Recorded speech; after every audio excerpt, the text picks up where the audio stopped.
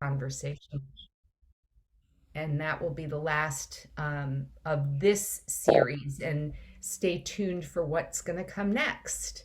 Mhm. And of course, we do have our screening of Valerie Kaur's film, 2008 film, Divided We Fall, which is as timely as ever, unfortunately, frankly. But we will be screening that at 5 Central Time on Sunday, along with an introduction and remarks by Charlie Citron Walker, the rabbi from Colleyville, who just underwent his own traumatic experience with terrorism just a couple of weeks ago in his synagogue. So, Mhm. in any case, it is a great pleasure to invite to join us for the conversation today on the compass point called Push. Maria Reis Habito, who I've known for a very long time. Maria, in addition to being a member of the Faith Commons board, is also the director of the Elijah Interfaith Institute, an institute that's based in Israel, Palestine. Yeah, I'm the And US representative. The director is in Jerusalem himself. okay, thank you, thank you. Um, and then she's also the international program director for the Museum of World Religions, and she is a Zen teacher at the Maria Cannon Zen Center. And so the topic of push, we did breathe last week and push Mhm. this week, and much of Valerie's imagery has to do with birthing. If you recall, she talks about, is this the darkness of the tomb or the darkness of the womb? And in trying to make this into the darkness that we are experiencing right now, the troubles and the pain and the trauma that we're all experiencing, some much more than others, in trying to create an opportunity for rebirth and renewal. Um, we are called upon to practice certain kinds of orientations on a compass, and so this week we're going to be talking about pushing. And um, she writes that to push is to choose to enter grief, rage, or trauma as part of the healing process. Pushing requires us to discern the right times to breathe and rest, and the right time to push through painful sensations, emotions, and thoughts to birth new possibilities in ourselves and others. And this idea that we would actually choose to enter into grief, rage, or trauma seems kind of alien in a lot of ways in our culture, that sort of eschews pain. And Mhm. our culture spends a lot of time trying to deny pain or cover up pain or focus on something else. And what this is actually doing is inviting us to thoughtfully and mindfully and at the right time in the right place with the right support systems in place, to engage in actually confronting our pain. And Maria, as a very well practiced um, Buddhist and meditator, and also a teacher of Buddhism and meditation, can you talk about the role that meditation plays in this ability to push through our grief and trauma and pain? Yes, thank you for that question. And first of all, thank you for inviting me to be here with all of you and share some of my own understanding in this forum. So I feel very honored by this. The question you asked me, Nancy, is really something that I also thought about. And all of you may have heard that Thich Nhat Hanh, a very famous Vietnamese monk who was also socially very engaged. He passed away, I think it was last week or the week before.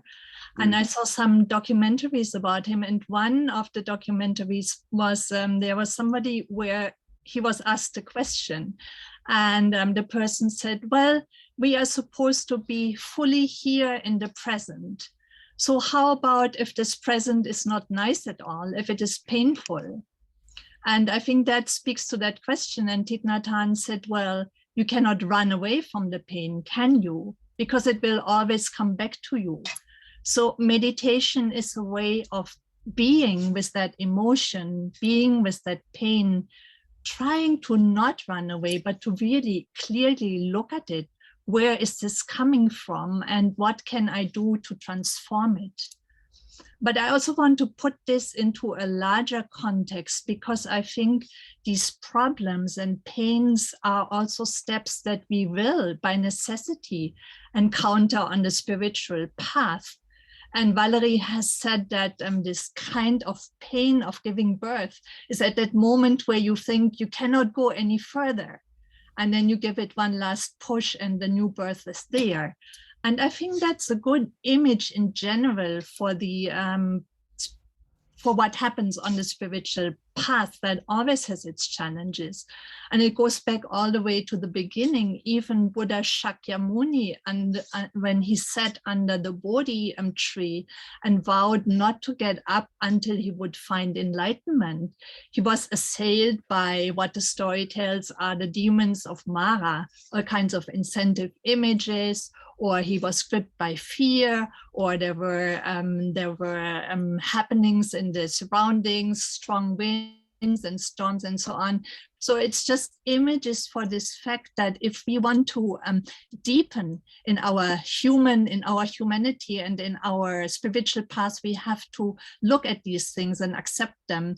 And there are many stories about that, I think, in different religious traditions where you encounter those kinds of difficulties on the way. And if you see them in the larger context, you also understand them as an invitation. But of course, in Zen, we then say Zen teachers are not psychotherapists. So if there is something that a person really struggles with, you probably need some help from a professional person to deal with that. But all of that is to say that in my own experience, maybe one good example I could give of this kind of pushing is that for some years I was invited in Israel to moderate a group of yeshiva students from the occupied territories and Palestinians who lived in Yatta, very close to where these where the yeshiva was of the settler students. And the request actually to do this came to me from the Palestinians who I had met in some other contexts. And they said, couldn't we have some setting where we can combine meditation with frank conversations with Israeli people?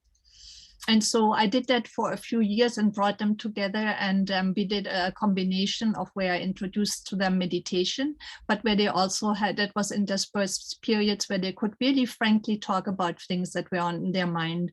And in the beginning, I was told I should limit it only to religion because there are too many explosive issues, of course. And so after we did that for a few times, they got to know each other. But they still had very, very different ideas about Israel, Palestine, what is happening, what should be happening, and so on. And there was one session where they got, especially both sides got really angry at each other, shouting at each other. And it was at the time when there were problems with the Temple Mount, that one of the rabbis brought people there. And of course, our meeting was shortly after that.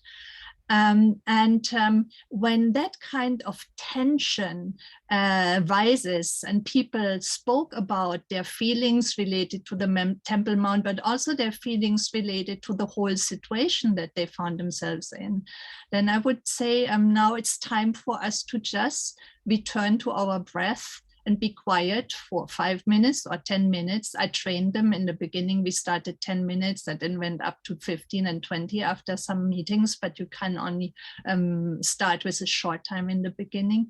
And I myself was amazed how effective this was.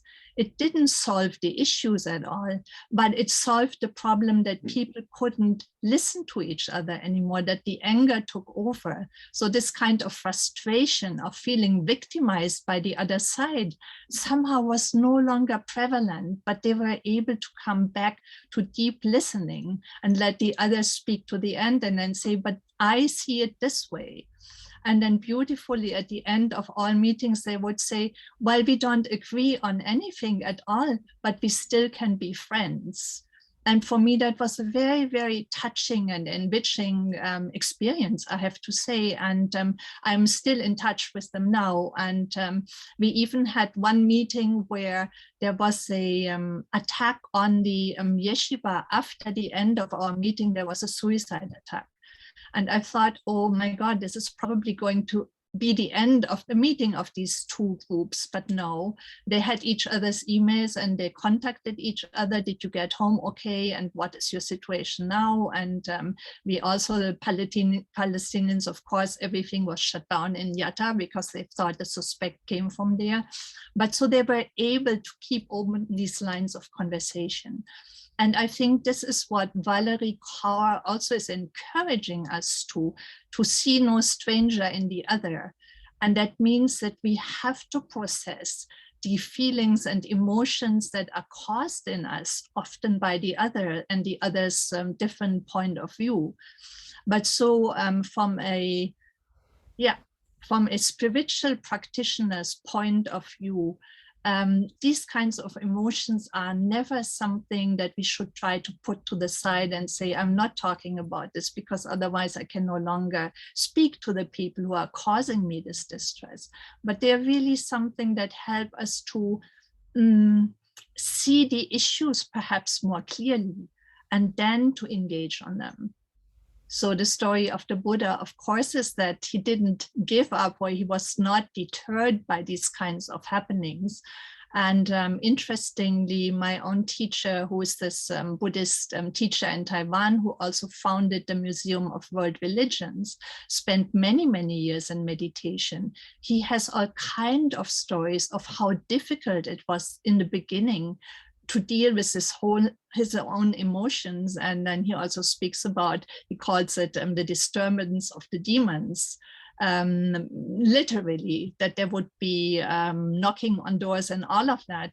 But basically the disturbance of your own heart, wanting to persist in your spiritual path and finding all the difficulty. And the result of his persistence was that he created a museum of world religions that serves as a platform for dialogue. So I don't want to go on much further, but after 9/11 happened, we said we need to reach out to Muslims because now they are being victimized. And this is where Valerie Kaur is also coming from. It happened to the Sikh community that they were victimized because in the aftermath of 9/11, people could not distinguish between who is Muslim and who is Sikh. And I found very interesting how she said in the beginning, we had T-shirts where it said, I'm Sikh, I'm not Muslim, until she realized that doesn't help anyone. So what we are confronting is racism and ignorance that is out there. And it doesn't really matter whether it hits the Jewish community, the Christian community, the Muslim community, the Sikh community. It's that emotion that is there that we have to try to address and to come to an understanding, a listening, like in the example of my students in Israel, Palestine.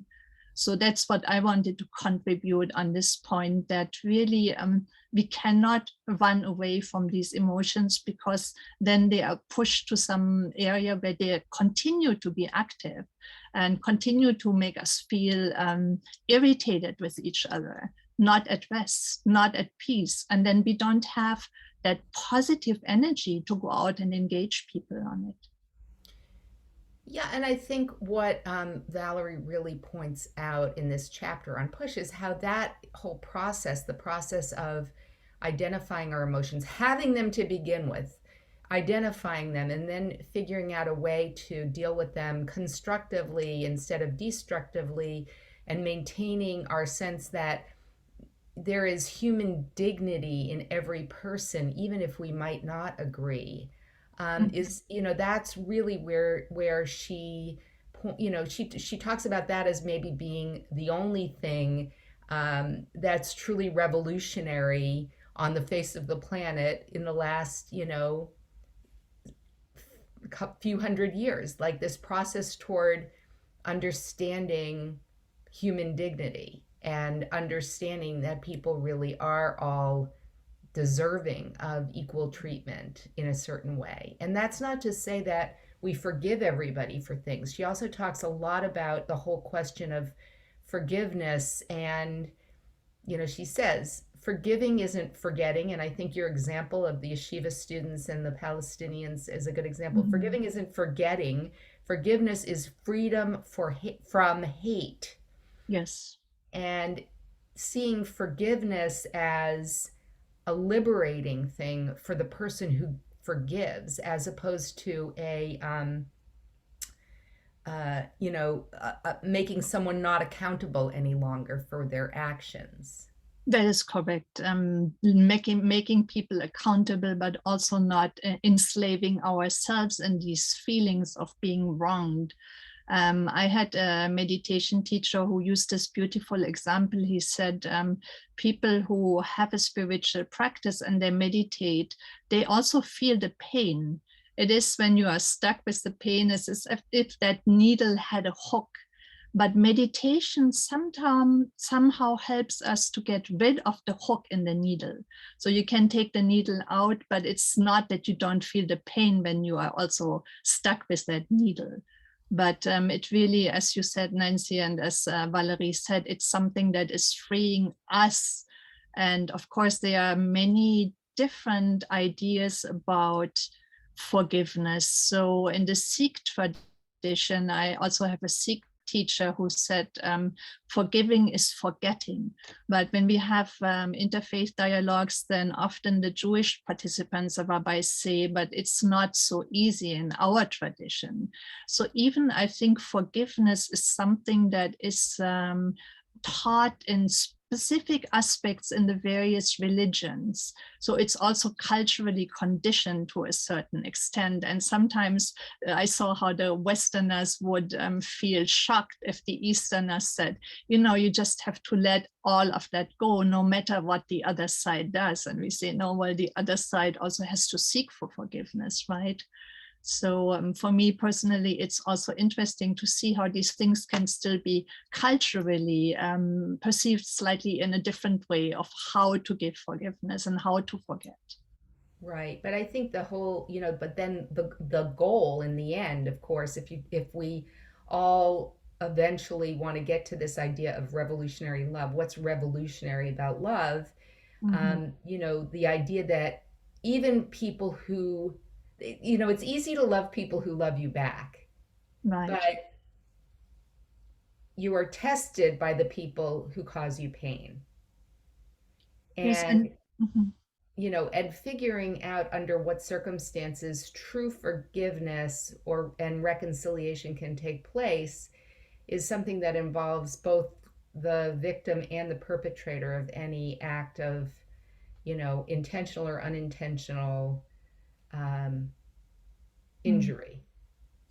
Yes, that's what they did in South Africa, these truth and justice meetings that were held to have people on, or even also in Rwanda, to have victims and victimizers speak to each other.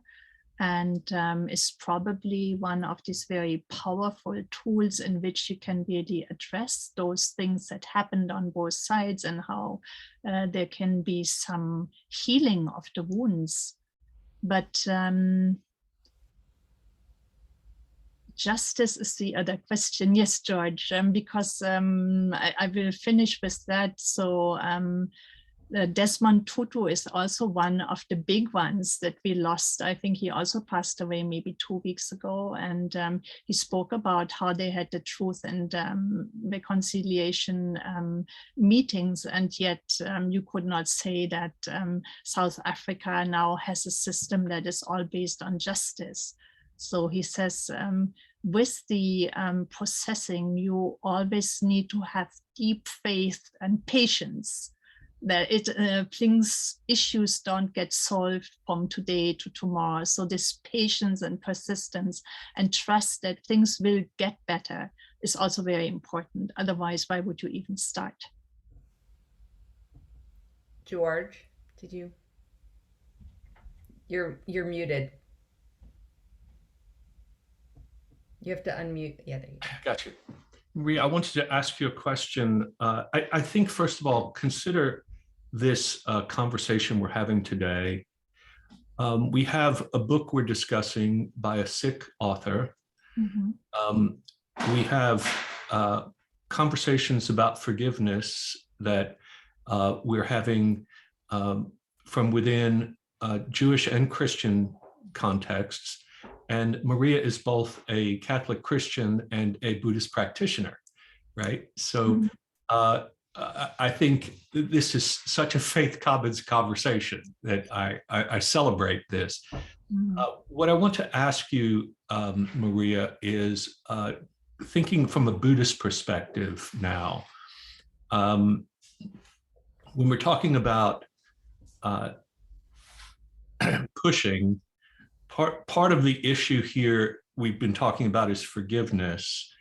And you know, in the Christian context, at least, the language of forgiveness, Nancy and I've been talking about this lately, comes from the root of the word afe, which means to let go. And in letting go, the image I've been using for that is that there's a leash, and that leash has two ends on it, right? And sometimes we think we're holding on to someone else to hold them accountable, but we're on the other end of that leash too. And so we've been talking about forgiveness as that kind of letting go, which is for us a freedom from hate, as Valerie says it. But I think it also connects to this Buddhist idea of attachment being a central problem for us of suffering, right? And recognizing that the letting go of attachment is part of the secret of being free and finding peace. Can you comment a little bit about that? Yes, I think it comes to the heart of the Buddhist teaching, this attachment to the idea of this intrinsic I, me, mine. And from that idea is then the idea that I'm intrinsically other from others, and then I'm afraid for myself and I need to protect myself. And the Buddha says to that point, if you yourself think he harmed me, he hurt me, he did bad things to me, from that point of view, you will never find healing. So this whole notion of what the other did to me opens up also to a bigger context in Buddhism that speaks about interconnectedness. So there is some karmic element in how people relate to each other. And then the question is, do you want to continue this karmic relationship that is full of fear, of tensions, of being suspicious of the other? Or do you want to turn this whole relationship around? Do you not want to give rise to new karma that might bring you into other conflictual relationships? And this is the reason why, as you correctly say, George, we are asked to let go of these attachments, but not out of blindness, but out of a sense of understanding, of seeing the wider context. How come that it is that this person who does bad to me is put into my way? Why is this happening to me and not to somebody else?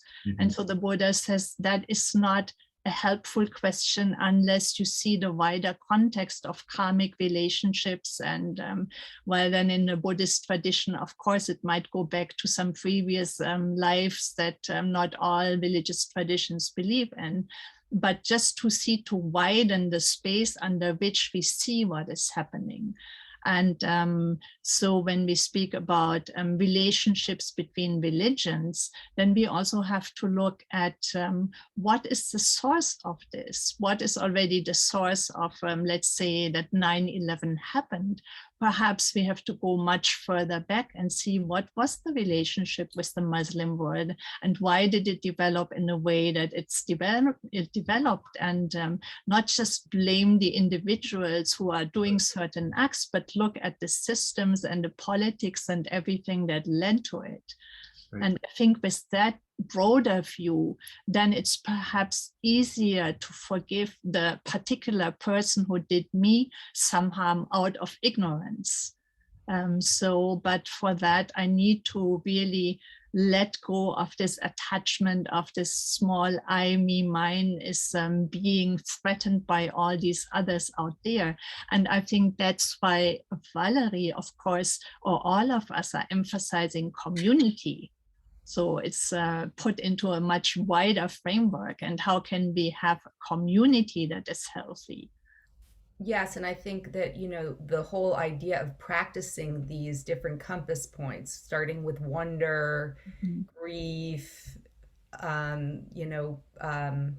fighting, all of those things are in the interest, you know, her quote is, we want to evolve our pursuit of justice from retribution to collective liberation. Yes. And that idea that we could achieve a situation in which we are all liberated from those systemic forces that keep us victimized by things that are beyond our control can only be addressed through collaboration and through conscious decision making about what to let go of and what to hold on to and all of those kinds of things. We are unfortunately at the end of our time, so I want to be respectful of that. If anybody wants to stay on, please feel free to. We'll stay on for a few more minutes if you have questions or comments.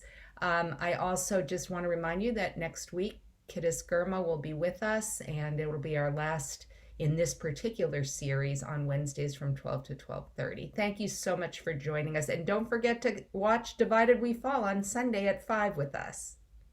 Maria, thank you so much for being with us. You are an inspiration.